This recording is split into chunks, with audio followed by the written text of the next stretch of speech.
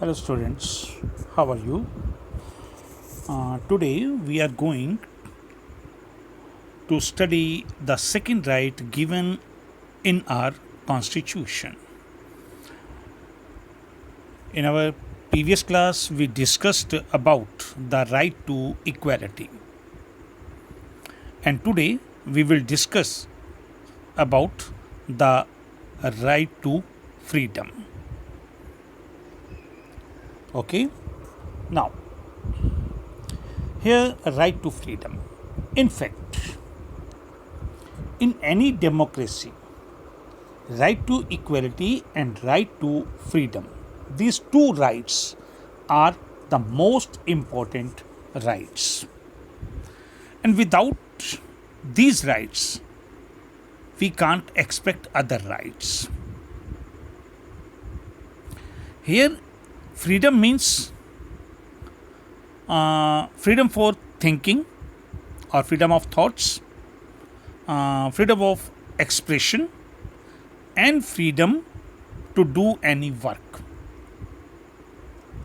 But remember, freedom does not mean that we are free to do our own or we are free to do whatever we wish. If doing so is permitted, then it will deprive of many people. It will deprive many people of to enjoy their freedom. That means if everyone starts doing his own, the people who belong to weaker section may not be able to enjoy their freedom. So, freedom is defined in such a way that the citizen is free to enjoy his right, enjoy his freedom, but without harming anyone's freedom as well as without harming the law and order. Here on screen you see that there are many type of freedoms which have been given in our constitution, like protection of right to freedom of speech and expression. Here it means the citizens are free to express their views either in written or by speech. They can express their views in their speech or by writing some article. If they do not agree with anything, they are free to express it. Freedom have been allowed to assemble peacefully anywhere, even at public places also. They are free to assemble. But remember, this assembly must not be violation of any government's order. Like you see, many times government enact section 144 when people are not allowed to gather more than 5 persons at any public place. But it is enacted only in rare circumstances when government feels that assembly of people can be a challenge for law and order. Now, citizens are free to form any association or union. Here, what does it mean? Many times you see there are union of workers. You can see it, and many times you have read in the newspaper too that this union went on a strike or this association opposed the government's order. So, but freedom has been given to citizen. If they are not satisfied with any decision of the government, they can oppose it. and they can form association or union for such purposes. Now, freedom have been citizens have been given freedom to reside in any part of India.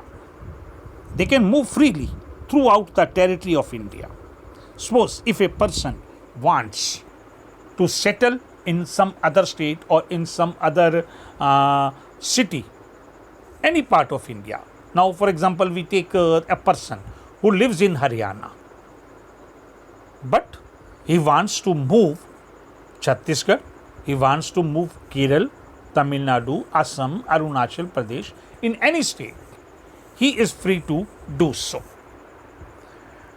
And he can reside there also without any problem, without any restriction. Like you see many people who have their business in some other state. They migrate with their family in that part.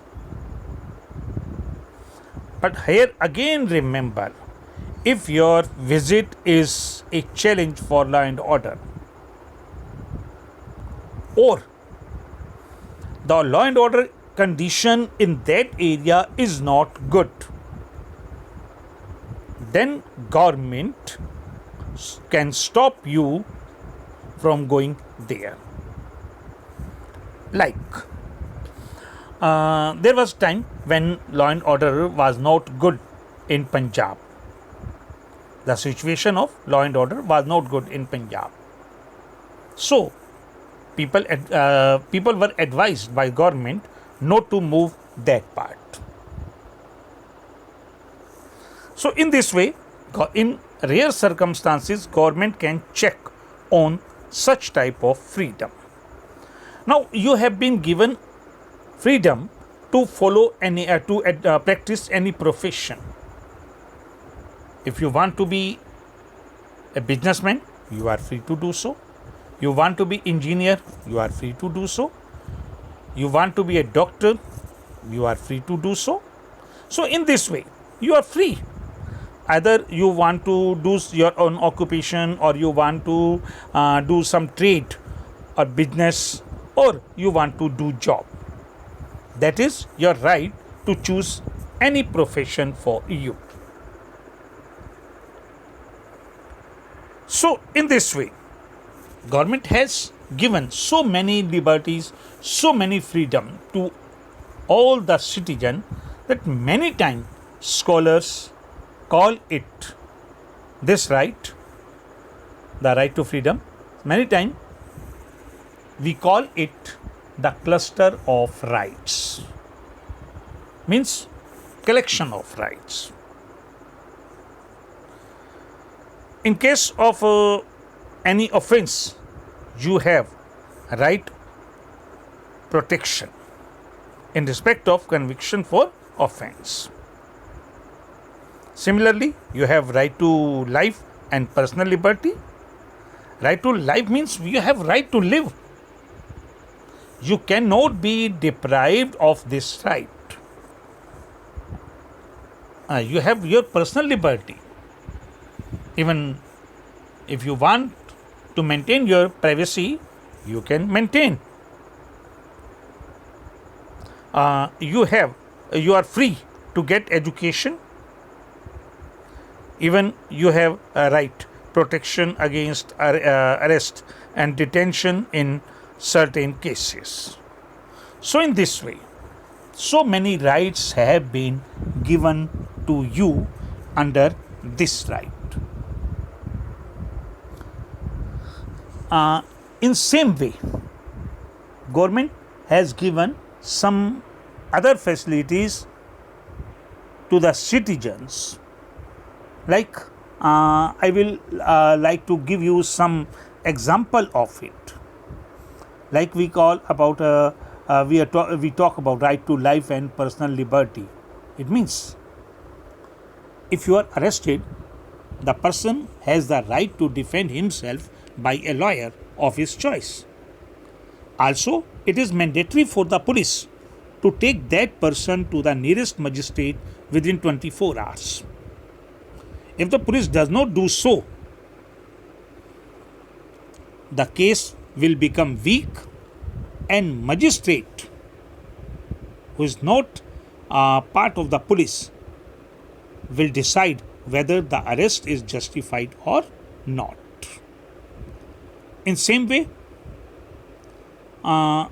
many times court also gives order. Court also gives order to the police. Like we are talking of right to life and personal freedom. Here personal freedom means that is your personal freedom. You are free, and many type of freedom have been given. Like I discussed here, 24 hours. Within 24 hours, it is necessary to present a convict or a person who has been arrested to produce before the magistrate. In this way, this right is not just confined to a guarantee against taking away of any individual's life, but has wider application. Various judgments of Supreme Court have expanded the scope of this right. The Supreme Court has ruled that this right also includes right to live with human dignity, free from exploitation. The court has held that right to shelter and livelihood is also included in the right to life, because no person can live without the means of living. That is the means of livelihood. In same way, you have some preventive detention also. Ordinary people would be arrested after he or she has reportedly committed some offense.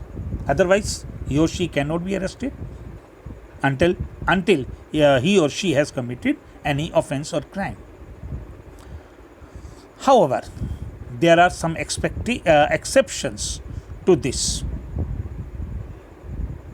Sometimes a person can be arrested simply out of any apprehension that he or she is likely to engage in unlawful activity and imprisoned for some time without following the above mentioned procedure.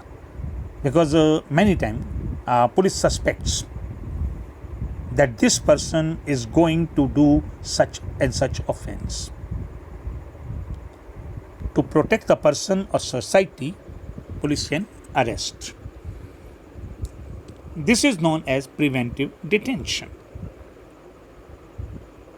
It means that if the government feels that a person can be a threat to law and order, or to the peace and security of the nation, it can detain or arrest that person. Like a few time back, you read in the newspaper that some leaders in Jammu Kashmir were arrested and they were given the punishment of house imprisonment. They were kept at their home. They were not allowed to come out because it could be danger for the law and order in Jammu Kashmir. So many times government can take such step. On the face of it, preventive detention looks like an effective tool in the hands of the government to deal with antisocial elements. But this provision has often been misused by the government. Many people think that there must be greater safeguards in this law so that it may not be misused against people for reasons other than that which are really justified. In fact, there is a clear tension between right to life and personal liberty and the provision for preventive detention. Some other freedoms have also been given to the citizens, and you can say that under the right to freedom there are some other rights as well. These rights, however, are not absolute. Absolute means unlimited. Each of these is subject to restriction imposed by the government. For example, right to freedom of speech and expression is subject to restriction such as public order, peace and morality, etc. Freedom to assemble too is to be exercised peacefully and without arms. The government may impose restriction in certain areas, declaring that assembly of 5 or more persons is unlawful. Such powers can be easily misused by the administration. So, genuine protest against an act or policy of government by the people may be denied.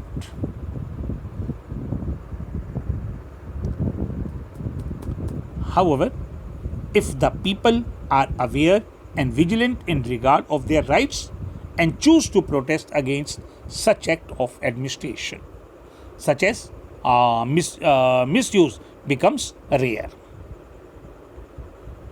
So in the Constituent Assembly itself, some member had expressed their worries about the restriction of these rights. Now we talk about right of accused. Suppose a person who has been arrested. What are his rights?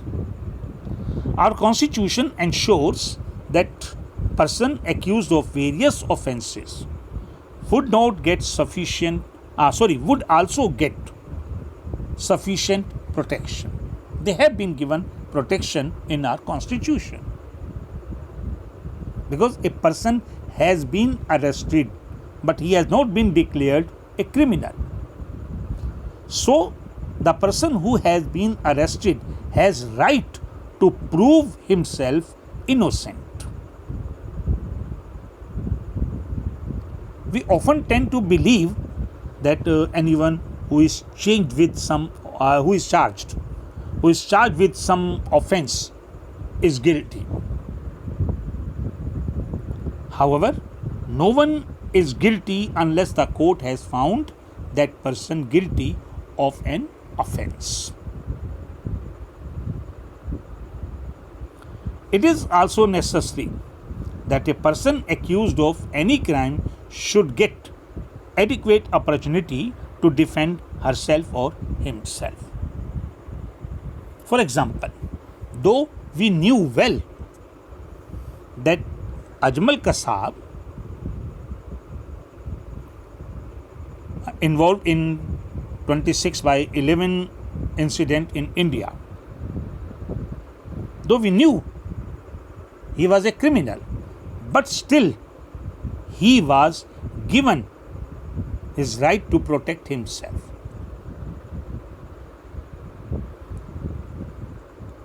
He was given opportunity to prove himself innocent.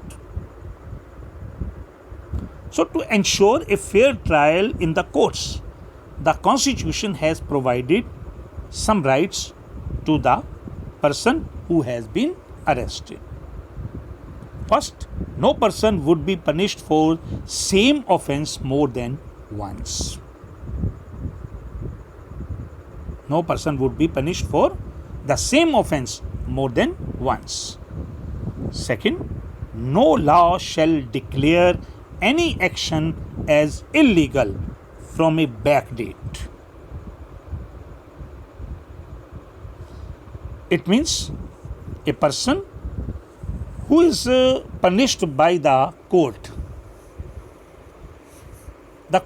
cannot punish him more than the provision that was at the time of crime.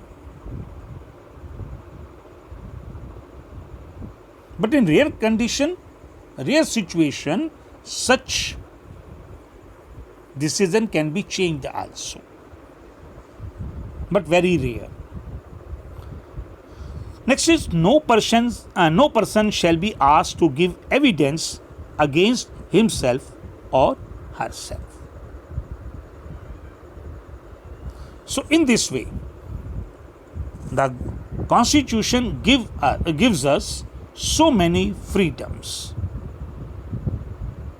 That means government or a constitution, our lawmakers gave us full opportunities to enjoy our freedom. But wherever there are rights, there are duties also. So when we expect that we have right to enjoy our freedom, it is our duty also to regard, to respect others' freedom also. Thank you. Next time we will discuss one more right against exploitation, and if possible then we will discuss one more right also. Thank you.